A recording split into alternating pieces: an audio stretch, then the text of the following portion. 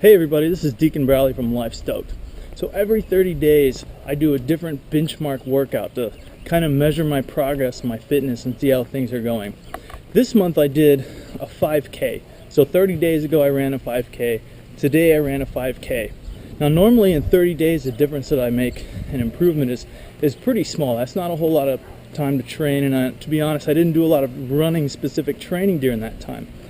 However, I took a minute and a half off of my time. And the way that I did that was I did something different with my strategy. So instead of just running flat out the whole time and seeing how fast I could run, what I did was I broke it up into intervals. So I'd run for 4 minutes, walk for 30 seconds. Run for another 4 minutes, walk for a minute, depending on how the hills and things were going. Now, what's interesting about that is I could go so much faster by taking a break and figuring out and actually taking some time to rest and then going a little bit farther. Kind of reminds me of this thing that Zig Ziglar talks about, where he talks about how many push-ups can you do, and it's like, oh, maybe when you start out you can do 8 push-ups. Well, if you rest a little bit you can do a few more.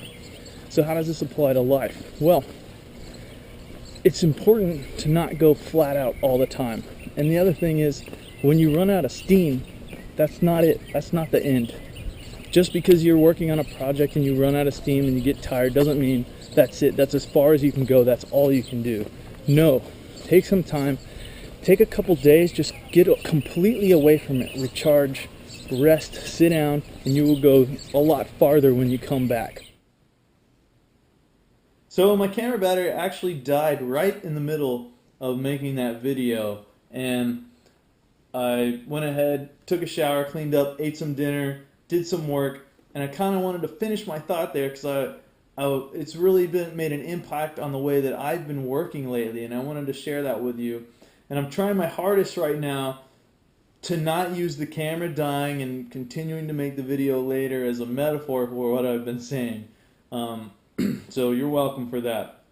But what I was thinking about during my 5K today is as I would stop and I'd rest and I'd kind of walk for a few minutes. And when I would start going again, when I started running, I was running at a really fast rate. Much, much faster than I had been running before. And much faster over the entire 5K, I was running at a hugely improved rate overall. Even with all the rests, I would still finish a minute and a half faster.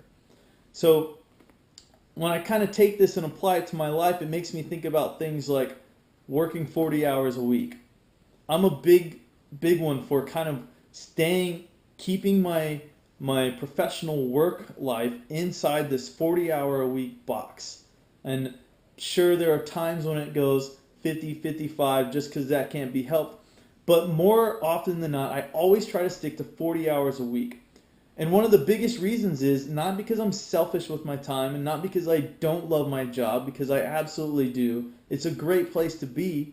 But to do my best work, I need to keep my work kind of boxed in here. I need to work really hard while I'm at work, and I need to go home and not work so that I can come back later and be refreshed and energized and really take off down the road and get some really big stuff done. So whatever it is that you're working on, I encourage you to build time into it to rest. You will be more productive. You're going to get more done. And in the long run, over the course of 5, 6, 10 intervals, 10 repeats of that, you're going to go so much further than you would have if you hadn't done that.